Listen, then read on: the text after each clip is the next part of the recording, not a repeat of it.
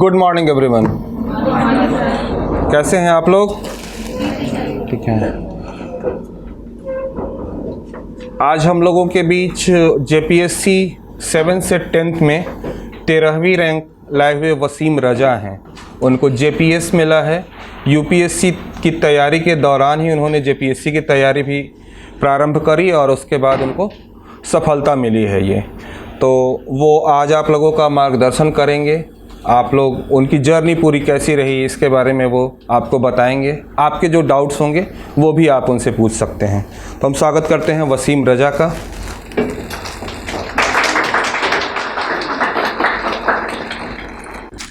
Good morning everyone. तब आप लोग कैसे हैं? सब बढ़िया?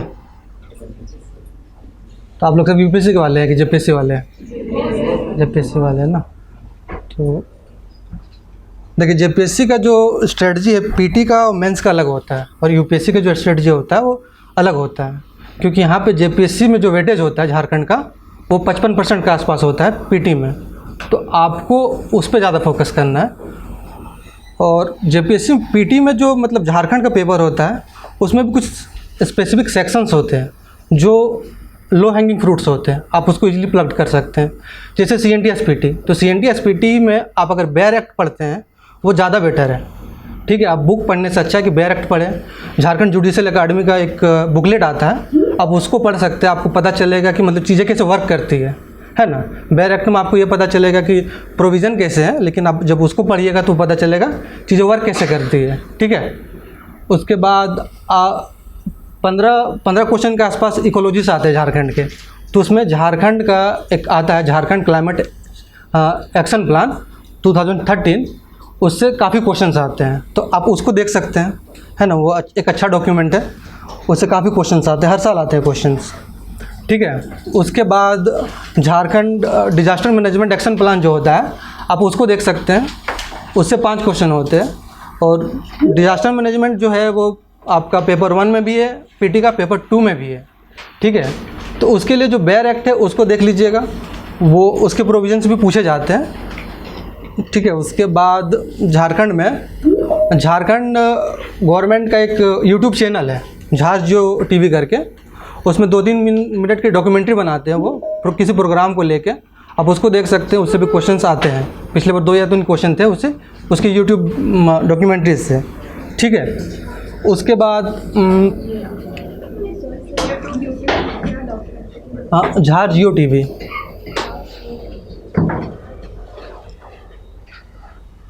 ठीक है, उसके बाद आप इकोनॉमिक सर्वे देख सकते हैं। इकोनॉमिक सर्वे मस्ट है, क्योंकि इकोनॉमिक सर्वे आपको मेंस में भी लिखना है, इकोनॉमिक सर्वे आपको पीटी में भी देखना है। तो इकोनॉमिक सर्वे ऐसा नहीं कि आप पूरा पढ़ लीजिए, आप उसको ब्रीफली पढ़ सकते हैं। शुरू के कुछ इंट्रोडक्शन को पढ़ सकते हैं, और लास्ट में जो पॉलिसी जो प्रोग्राम है उसको पढ़ सकते हैं, वो ज़्यादा बेनिफिशियल होता है। ठीक है, और पीटी के लिए कोई डाउट किसी को? मेंस के लिए देखिए, मेंस का जो स्ट्रेटजी होता है आपका यूपीएससी का और जेपीएससी का अलग होता है, क्योंकि जेपीएससी में जो क्वेश्चन पूछे जाते हैं वो 40 नंबर के होते हैं। ठीक है, तो आपको ठीक ठाक लंबा आंसर लिखना होता है। उसमें आपको ट्रेडिशनल अप्रोच भी चाहिए होता है, और जो यूपीएससी का एनालिटिकल अप्रोच होता है वो दोनों को ब्लेंड करना पड़ता है। ठीक है, तो ऐसा नहीं है कि आप 4 पेज 5 पेज में उसको समराइज़ कर दिए और आप एक्सपेक्ट कीजिए कि आपको बहुत ज़्यादा अच्छे नंबर मिलेंगे, ऐसा नहीं है। आपको थोड़ा सा उसको स्ट्रक्चरिंग करना पड़ता है, जो कि मतलब यहाँ से मैं जुड़ा हुआ था मेंस के प्रोग्राम में, तो क्वेश्चन यहाँ पे अच्छे होते हैं और कॉपी का इवैल्यूएशन अच्छा होता है। ठीक है, तो बाकी मेंस में 4 पेपर होते हैं। ठीक है, तो 4 पेपर में पेपर 1 जो होता है वो हिस्ट्री और ज्योग्राफी का होता है, तो उसमें भी सर्टेन सेक्शन होते हैं जहाँ आप इजीली अच्छे मार्क्स ले आ सकते हैं। जैसे कि अगर आप एंसेंट हिस्ट्री और झारखंड को टच करते हैं, वो ज़्यादा मार्क्स फेचिंग होता है।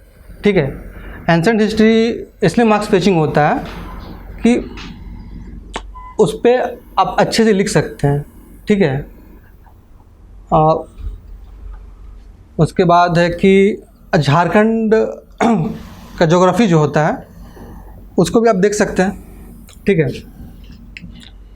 बट ज्योग्राफी में हम ये बोलेंगे, ज्योग्राफी का जो मेरा स्ट्रेटजी था कि मैंने झारखंड की ज्योग्राफी नहीं करके गया था, क्योंकि झारखंड के ज्योग्राफी के जो क्वेश्चंस आते हैं ना, वो इस तरह के नहीं होते कि आप 40 नंबर के लिख पाएँ।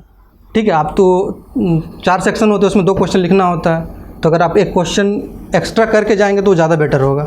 ठीक है, उसके बाद आपका पेपर 2 हो गया। तो पेपर 2 में पॉलिटी में आप लक्ष्मीकांत देख सकते हैं। लक्ष्मीकांत के साथ आप उसको करंट ओरिएंटेड बनाइए आंसर राइटिंग को। ठीक है, करंट से उसको जोड़िए। अब जैसे कि मान के चलिए अगर मेंस की तैयारी कर रहे हैं तो कोई भी एक टॉपिक ले लीजिए, आप उसको करंट से जोड़िए। ठीक है, उसके बाद उसमें जो रिपोर्ट्स है, ARC की रिपोर्ट है या किसी भी कमेटी की रिपोर्ट है, वो आप कोट कीजिएगा तो आपको एक ज़्यादा पॉजिटिव वाइब जाता है कि हाँ थोड़ा डायनेमिक आंसर जा रहा है। ठीक है, उसके बाद जो पॉलिटी के क्वेश्चंस होते हैं, तो पॉलिटी क्वेश्चन में 2 क्वेश्चन ऐसे होते हैं जिसमें नोट लिखना होता है। ठीक है, तो हम सजेस्ट करेंगे कि वो क्वेश्चन आप अटैम्प्ट कीजिए, वो ज़्यादा बेटर है। ठीक है, वो ज़्यादा मार्क्स फेचिंग होता है। तो पेपर 3 का इकोनॉमी के लिए ऐसा कहीं एक कॉन्क्रीट जगह नहीं है कि मतलब एक सोर्स नहीं है कि आप उसको कर सकते हो। वो ज़्यादा डायनेमिक है तो आप अलग अलग सोर्स से देख सकते हैं। बट सर के भी नोट्स काफ़ी अच्छे हैं इकोनॉमी के, मैं उसी को रेफ़र किया हुआ था। और मिश्रा एंड पुरी जो बुक है इकोनॉमी की, आप उसको ले सकते हैं, वो बेटर है। और पब्लिक फाइनेंस एक पोर्शन है उसमें, वो RK लेखी से भी देख सकते हो, वो भी बेटर है। ठीक है, बाकी सबसे बड़ी बात है कि साइंस और इकोनॉमी जो है बहुत ज़्यादा स्कोरिंग होता है। ठीक है, साइंस और जो नॉन साइंस बैकग्राउंड है ना, मैक्सिमम देखिएगा साइंस बैकग्राउंड के बच्चों का होता है।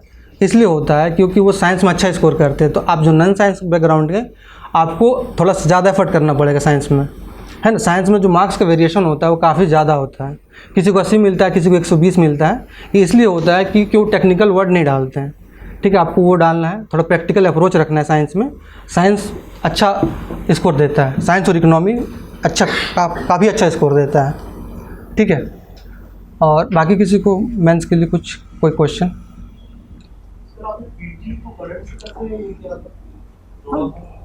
पीटी का करंट का बहुत ज़्यादा डिमांड नहीं है JPSC में। 10 क्वेश्चन होते हैं, तो उसमें भी सेक्शन बटे हुए कि कहाँ से आएंगे।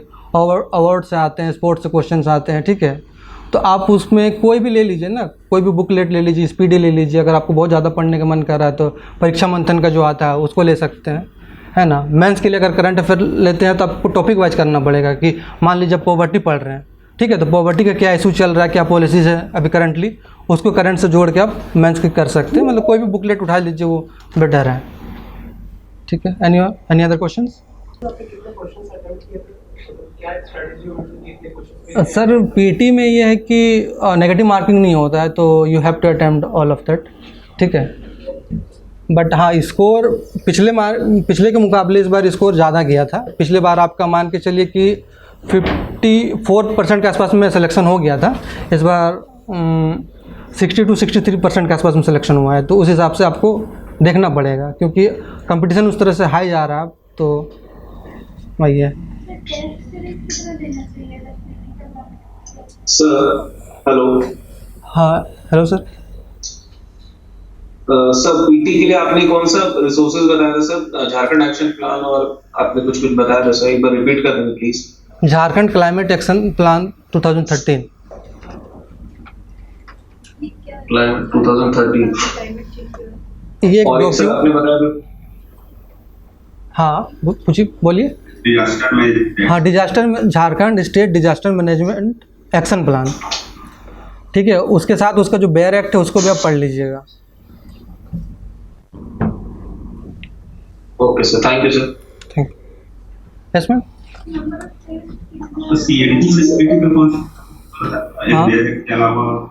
हाँ झारखंड जुडिशियल एकेडमी का एक बुकलेट आएगी, मतलब नेट में मिल जाएगा आपको PDF उसका।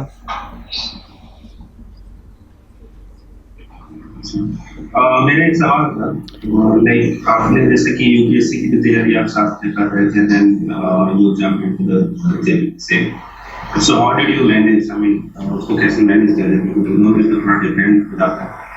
सर एक्चुअली ये एक तरह का कह सकते हैं कि पॉजिटिव है, क्योंकि अगर आप UPSC की तैयारी करते हैं तो आपका एनालिटिकल बहुत ज़्यादा स्ट्रांग हो जाता है। ठीक है, तो आप ट्रेडिशनल के साथ एनालिटिकल लिखते हैं तो एक पॉजिटिव जाता है एग्जामिनर के कि हाँ ये करंट से रिलेटेड होकर लिख रहा है, मतलब डायनेमिक आंसर लिख रहा है।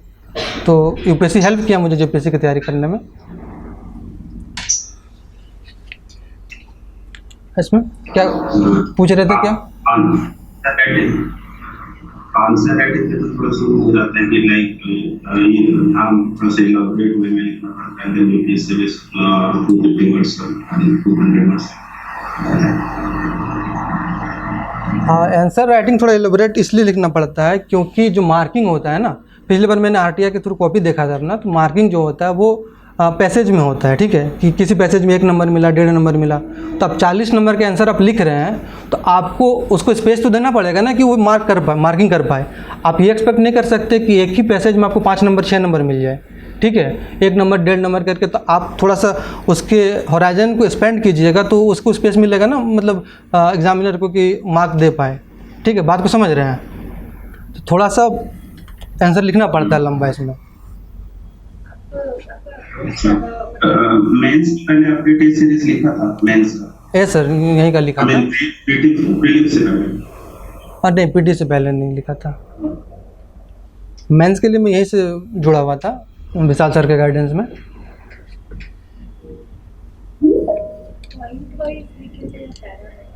हाँ, पॉइंट वाइज लिखना ज़्यादा बेटर होता है ना, पॉइंट वाइज लिखना, डायग्राम बनाना, है ना, फ्लो चार्ट बनाना, वो ज़्यादा बेटर होता है क्योंकि उसमें ये सर उसमें मार्किंग सी होती है। आपने कहा कि पैसेज वाइज जो मार्किंग होता है, तो अगर हमने पॉइंट वाइज किसी भी आंसर को डिलीट किया, हाँ सर, तो उतना लंबा हम कैसे ये कर पाएंगे? 40 नंबर में क्वेश्चन को कैसे अप्रोच कर पाएंगे? इसमें हम पॉइंट्स वाइज लिखते हैं, हाँ तो उतना लंबा हम कैसे ये कर पाएंगे? सर, वो तो हो जाता है। आप वो जब अप्रोच कीजिएगा ना, आपको कंटेंट उस तरह का तैयार करना पड़ेगा कि पहले इंट्रोडक्शन तैयार करना पड़ेगा, क्वेश्चन का स्ट्रक्चरिंग कैसे होता है, बॉडी कैसे बनाना होता है, ठीक है, वो यहाँ पे सिखाया जाएगा सर आपको कि कैसे अप्रोच करना है क्वेश्चन को, है ना सर। इसमें सर मैम पीटी के लिए तो हर आदमी का अपना अपना इंडिविजुअल है, बट जैसे कि मान के चलिए ना, अगर आप 20 टेस्ट भी दे रहे हैं तो टेस्ट को वैसे मत दीजिए। अगर आप टेस्ट दे रहे हैं तो उसको सॉल्व करने में एटलीस्ट 2 से 3 घंटा एक्स्ट्रा टाइम दीजिए।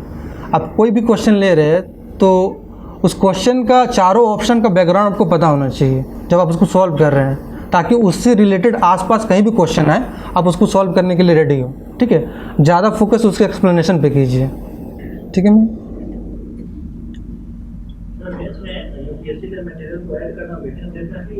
यस सर, बहुत ज़्यादा। हाँ, उसको आप बॉडी में ऐड नहीं कर पाइएगा, आप उसको कंक्लूजन में ऐड कर सकते हैं या फिर इंट्रोडक्शन में ऐड कर सकते हैं।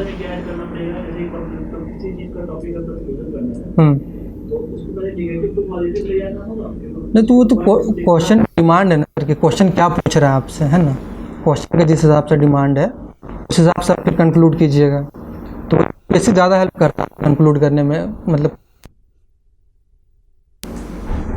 जैसे कि आप कोई भी आंसर लिख रहे हैं तो अगर आप यूपीएससी की तैयारी कर रहे हैं तो आपको करंट पता होता है कि उससे एसोसिएटेड इश्यूज़ क्या क्या है, ठीक है। जैसे इस बार एक क्वेश्चन था प्राइवेसी पे, तो राइट टू प्राइवेसी में क्या इश्यूज चल रहे हैं, जैसे कि अभी OTT प्लेटफॉर्म का बात चल रहा था कि उसको रेगुलेट करना है ना। उसके अलावा जो बुक बैनिंग का बात होता है और भी चीज़ें जो होती है, आपका कह सकते हैं सेडिशन लॉ जो चल रहा है, सेडिशन लॉ का जो मामला चल रहा है, ये आप तैयारी यूपीएससी की करते हैं तो आपको एक पता होता है कि ये सब चीज़ें चल रही है। आप जब राइट टू प्राइवेसी की फ्रीडम ऑफ स्पीच की बात कर रहे हैं तो फ्रीडम ऑफ स्पीच में ये सब चीज़ें तो एसोसिएटेड है ना, तो ये सब आपको एक एज देगा दूसरों से, है ना। देखिए सबसे बड़ी बात है ना कि इसमें 17 क्वेश्चन लिखना होता है, ठीक है, जेपीएससी में। आप एक क्वेश्चन में भी दूसरे से 1 नंबर ज़्यादा ले आए तो 17 नंबर ज़्यादा ले आए, ठीक है। तो 17 नंबर ज़्यादा ले मतलब आप इन और आउट का बात हो जाता है वहाँ पे। और हाँ, जेपीएससी में जो रैंक आपका डिसाइड होता है ना, वो काफ़ी हद तक आप ऑब्जेक्टिव में कैसा परफॉर्म किए हुए उस पे होता है। ऑब्जेक्टिव पे फोकस कीजिए। अगर 80 क्वेश्चन में से 60-62 क्वेश्चन आप कर लेते हैं ऑब्जेक्टिव, वो बहुत डिसेंट। हाँ, मीडियम, हाँ, खोटा सर।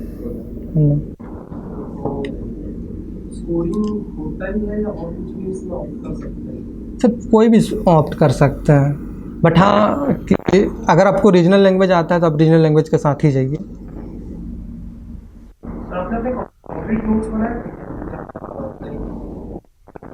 नहीं नहीं मैं हाँ नोट्स बनाए तो काफ़ी हेल्पफुल होता है नोट्स। मैं सजेस्ट करूँगा सबको कि नोट्स आप खुद से बनाइए। एग्जाम में देने जाएंगे जिसको तो टॉपिक का जो मेन हाँ सर, कोई भी टॉपिक है ना सर, तो आपका पता होना चाहिए उसका एसोसिएट प्रॉब्लम्स क्या है, ठीक है, उसका बैकग्राउंड क्या है, गवर्नमेंट पॉलिसीज़ क्या है, ठीक है, मेजर्स क्या है, और आपका टेक उसमें क्या है। ये किसी भी टॉपिक से आपको मतलब इतनी सारी चीज़ें पता होनी चाहिए मेंस लिखने से पहले, ठीक है। हाँ हाँ, स्ट्रक्चरिंग आपके दिमाग में होना चाहिए सर, ठीक है।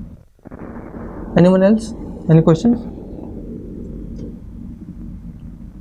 ठीक है, thank you. Jharkhand action plan climate change के बताया, क्या ये क्या है इंसाइट है? और ये मैम जो यहाँ का इकोलॉजी है, ठीक है, इन्वायरमेंट है, उस पे जो क्लाइमेट चेंज का इम्पैक्ट हो रहा है, जो मिटिगेशन प्लान है, जो झारखंड कैसे कुछ सालों में यहाँ के क्लाइमेट चेंज में मिटिगेशन और एडेप्टेशन का जो काम है वो करेगा, वो बताता है ये डॉक्यूमेंट। क्योंकि ये क्या मतलब कोई साइट अवेलेबल है या फिर? हाँ, साइट पे अवेलेबल, वो नेट पे सर्च कीजिएगा, हाँ मिल जाएगा। सर साइंस पेपर के लिए आपने क्या स्ट्रैटेजी फॉलो किया था सर, कैसे उसको कोप किया था? देखिए, अगर फिजिक्स का पोर्शन है, फिजिक्स का पोर्शन लूसेंट से आप कर सकते हैं, जो जनरल साइंस का है उससे आप कर सकते हैं। जो बायोलॉजी का पोर्शन है वो NIOS से कर सकते हैं, NIOS अच्छा लिखा हुआ है, ठीक है। उसके बाद जो झारखंड का एग्रीकल्चर का पोर्शन है और एग्रीकल्चर साइंस का पोर्शन है, वो झारखंड बिरसा एग्रीकल्चर जो है ना, उसकी एक बुकलेट है, आप उसको देख सकते हैं, वो काफ़ी अच्छा लिखा हुआ है झारखंड के एग्रीकल्चर को लेके, और इकोनॉमिक सर्वे का भी उसमें आप हेल्प ले सकते हैं। उसके बाद एग्रीकल्चर साइंस के जो तमिलनाडु एग्रीकल्चर बोर्ड है उसको देख सकते हैं, वो काफ़ी अच्छे से एक्सप्लेन किया हुआ है उसको। एंड इकोलॉजी के लिए आप कोई भी स्टैंडर्ड बुक ले लीजिए, वो मोर और लेस सही है। और टेक के लिए आप TMH का बुक ले सकते हैं, और सर के नोट्स भी अच्छे हैं टेक में, मतलब ओवरऑल साइंस के भी नोट्स अच्छे हैं, तो उसको भी प्रेफर कर सकते हैं। प्रीवियस फेज में लाइक अगर पीटी है उसकी एक मंथ पहले का बात किया तो क्या स्ट्रेटजी रहती है कि सिर्फ टेस्ट सीरीज दे और उनका पॉपुलर टूल्स को बार-बार रिवाइज करें? देखिए, आप उसको टाइम डिवाइड कर सकते हैं, ठीक है, कि हमको मतलब 6 घंटा हमको टेस्ट सीरीज में देना है, ठीक है, उसमें टेस्ट दिए, अब पिछले टेस्ट का हम एक्सप्लेनेशन पढ़ लिए, ठीक है।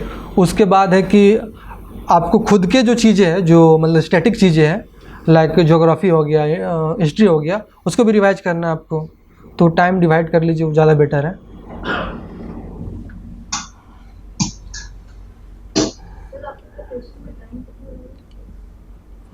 मैम, ये मेरा सेकंड अटेम्प्ट था, तो 4 साल।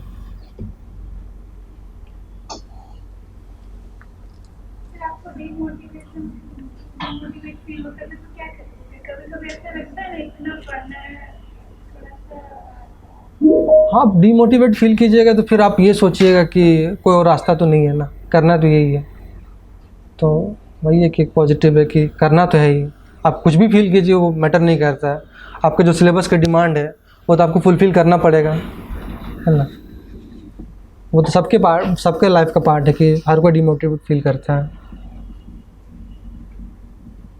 तो आप यूपीएससी और जीपीएससी का अलग टाइम पढ़ने के लिए साथ में ही पढ़े सर, है ना। उसका आंसर का बस डिमांड अलग होता है, वो दिमाग में बस आपको रखना होता है कि हाँ, इसका आंसर का डिमांड अलग है, उसका आंसर का डिमांड अलग है। एक्चुअली आप अगर यूपीएससी की तैयारी कर रहे हैं तो जेपीएससी में काफ़ी हेल्पफुल है वो, है ना। आंसर का स्ट्रक्चरिंग करने में बहुत ज़्यादा हेल्पफुल होता है वो।